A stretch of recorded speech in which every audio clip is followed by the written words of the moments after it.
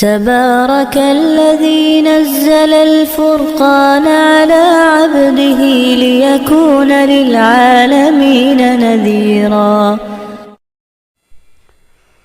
الحمد لله نحمده ونستعينه ونصلي ونسلم على رسوله الکریم. عزیز دوستو، آج ہم جس آیت کریمہ کی تلاوت سننے جا رہے ہیں وہ ہیں آیت نمبر 207. اوپر 204, 205, 206 میں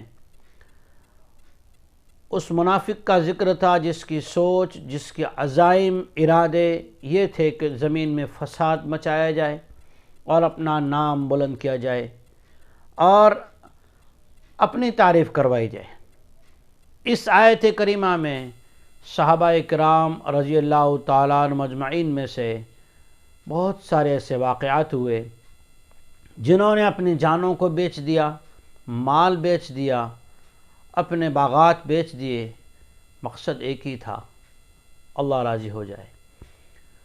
صحابہ کی ان نیتوں کو، صحابہ کے ان عزائم کو، صحابہ کے اس مقصد کو کہ اللہ راضی ہو جائے، اللہ تعالیٰ نے کس طرح سے اس کی تعریف کی اور اس کو قرآن مجید کی آیت بنا کر نازل فرمایا. سورہ بقرہ آیت نمبر 207.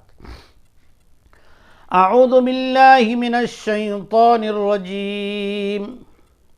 بسم اللہ الرحمن الرحیم. ومن الناس من يشري نفسه ابتغاء مرضات الله واللہ رؤوف بالعباد. بعض لوگ تو وہ ہیں جو اپنی جانوں کو اللہ کے راضی کرنے کے لیے قربان کر دیتے ہیں اور اسی تلاش و جستجو میں رہتے ہیں.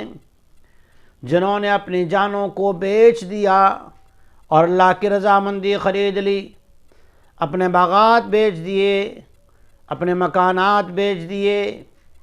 خریدا تو کیا خریدا؟ اللہ کی رضا خریدی. واللہ رؤوف بالعباد. تو اللہ تبارک و تعالیٰ اپنے ایسے بندوں کے ساتھ بڑا ہی مہربان، بڑا ہی شفقت کرنے والا، ان کی قدردانی کرنے والا ہیں. تو صحابہ کرام رضی اللہ تعالیٰ عنہم اجمعین تو حضور سرور کائنات امام الانبیاء محمد مصطفیٰ صلی اللہ علیہ وسلم کی زندگی کے نمونہ اور امت تک پہنچانے کے نائب ہیں.